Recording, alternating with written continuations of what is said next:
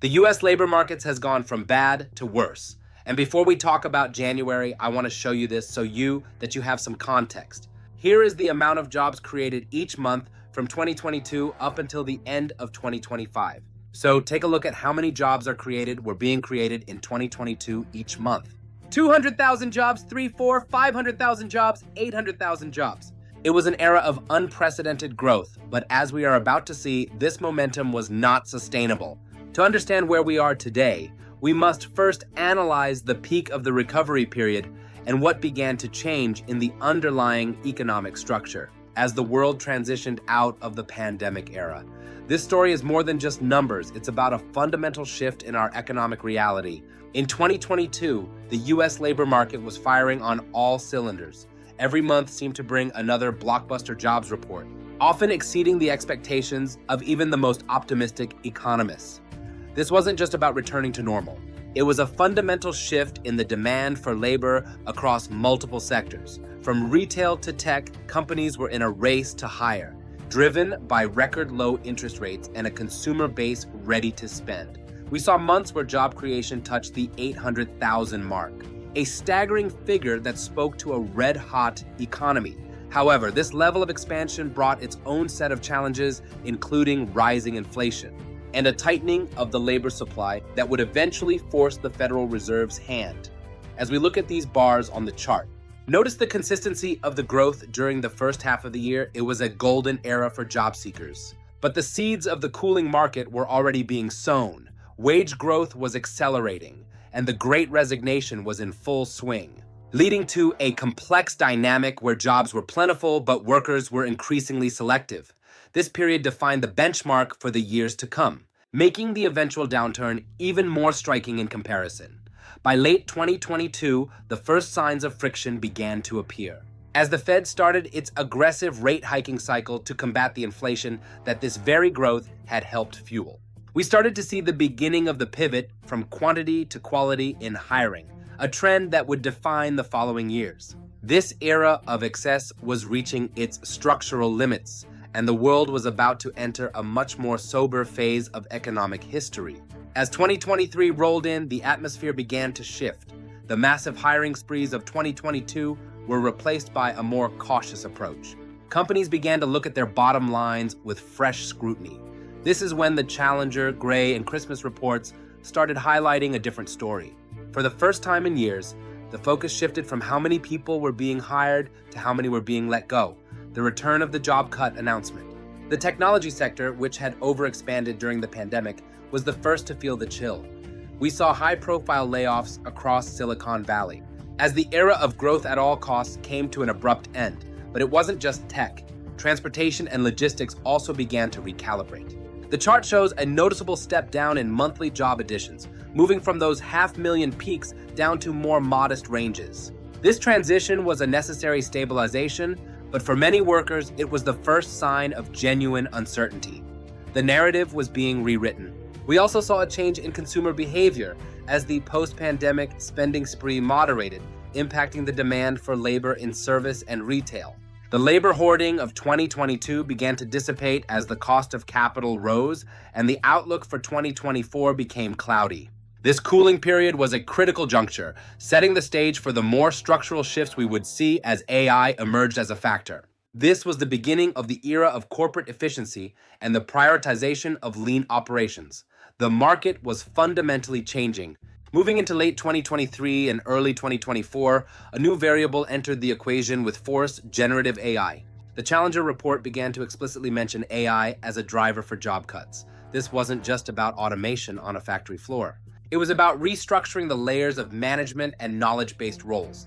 CEO Andy Jassy of Amazon noted the need for leaner teams. The tech sector's restructuring was no longer just about post-pandemic bloat, it was about a fundamental shift in how work is done. Meanwhile, other sectors like healthcare and products were seeing their own challenges. Job cuts reached levels not seen since the pandemic, driven by rising costs and changing reimbursement models. The transportation sector continued to struggle as global trade patterns shifted. On our chart, we see the job creation numbers starting to dip below the long-term averages. The consistency of 2022 is gone. replaced by volatility and frequent downward revisions. This marks the transition from a worker's market to an employer's market. The skills required are changing, and the speed of that change is accelerating. Workers are being asked to do more with less. This structural shift is the significant legacy of the 2024 labor market, and it provides the context for the challenging conditions in 2025. The integration of AI is a continuous process of evolution that is redefining the very nature of employment in the modern world. We are witnessing the birth of a new economic paradigm where human labor and artificial intelligence must find a new equilibrium. And then we come to 2025 and early 2026, the period where the labor market truly went from bad to worse. As highlighted by MarketWatch, the ADP jobs report showed a paltry 22,000 increase in private hiring. The sluggish market is not getting better. The cumulative effect of high interest rates and the rapid displacement caused by AI integration finally caught up with the economy. Hiring in October was revised down significantly, a trend that became all too common. We're no longer talking about a soft landing. The data points toward a much more difficult reality. The sectors that were once the pillars of growth are now the primary sources of job cuts. The healthcare and products industry, as highlighted in our reports, saw its worst job cut numbers since early 2020. This is a contraction. The context I wanted to show you is this trajectory, from creating 800,000 jobs a month to struggling to stay in positive territory. This collapse in job creation is a stark reminder of how quickly economic fortunes can change. The revised numbers tell a story of extreme pressure. Companies that spent years expanding are now aggressively cutting costs to survive a more hostile economic environment. The impact is profound. The security of a steady paycheck becomes less certain for millions. The labor market, once strongest, has finally buckled under the sustained pressure. This is the new, more challenging economic reality we are all facing, and the data suggests there are no easy exits from this downward spiral. The sluggishness is becoming a structural feature, not just a cyclical bug. The role of the Federal Reserve cannot be overstated. As we see in the target rate probabilities for the March 2026 meeting, the market is bracing for a continued high interest rate environment. The Fed's battle against inflation has directly translated into a higher cost of capital for businesses, leading to hiring freezes and layoffs. But the impact isn't felt equally across the board. Yahoo Finance points out that we are entering a K-shaped economy. Divergence is testing consumer spending. This means that while some sectors might still see growth, a significant portion of the workforce is facing stagnant wages and job insecurity. If a large segment of the population feels the squeeze of the downturn, the entire economic structure is at risk. Probabilities of an ease remain low. This means the pressure is unlikely to subside in the near term. This K-shaped dynamic is creating a new set of social and economic challenges. It's no longer enough to look at aggregate data. We must look at who is being left behind in this transition. The path for monetary policy is fraught.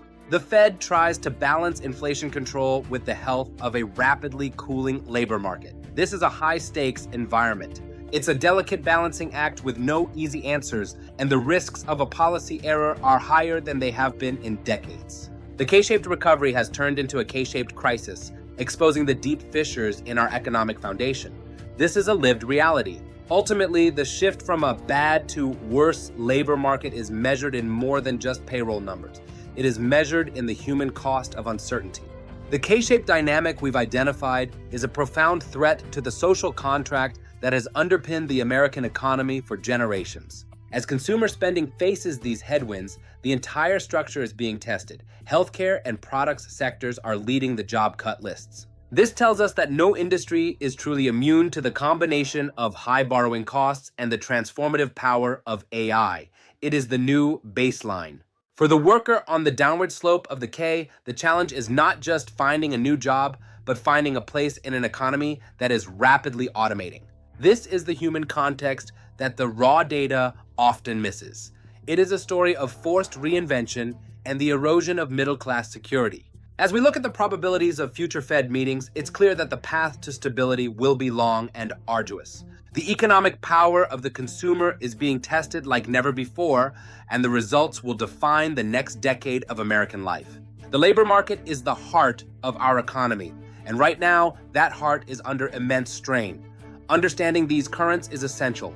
We must look beyond the immediate headlines to the fundamental changes occurring beneath the surface. This is the shift from bad to worse. So, where does this leave us? The journey from the highs of 2022 to the lows of 2026 is a cautionary tale of economic cycles and the power of technological disruption. We've seen how a red-hot market can cool, and how structural changes like AI can permanently alter the employment landscape. But there are lessons to be learned. Resilience, adaptability, and a commitment to lifelong learning are more important than ever. The market has faced downturns before and has always found a way to reinvent itself. While the current data is sobering, it also points toward the next era of growth, one that will likely be more efficient, more tech-driven, and more specialized. As we move forward, it's crucial to stay informed and understand the broader context behind the headlines. Thank you for joining me on this deep dive into the U.S. labor market crisis. By understanding how we got here, we are better prepared for whatever comes next. Stay tuned for further analysis. We continue to track these evolving trends. The path ahead may be uncertain, but with the right data, we can navigate these waters. Together, this concludes our 15-minute analysis. I hope this context has been valuable in helping you understand the complex dynamics at play in today's workforce. Our goal has been to provide a comprehensive view of the forces shaping our world, moving beyond the simple headlines to the underlying realities of the modern economy. We've explored the boom, the cooling, and the sector shifts. It's a complex picture, but one that is essential to understand for anyone planning their future in this rapidly changing world. Until next time, stay vigilant, stay informed, and most importantly, keep looking at the data that tells the real story. The road ahead is long, but it is one we must travel together. Goodbye for now, and thank you for your time and attention. Stay informed, stay prepared, and keep looking forward. The future is waiting. Thank you, and good night.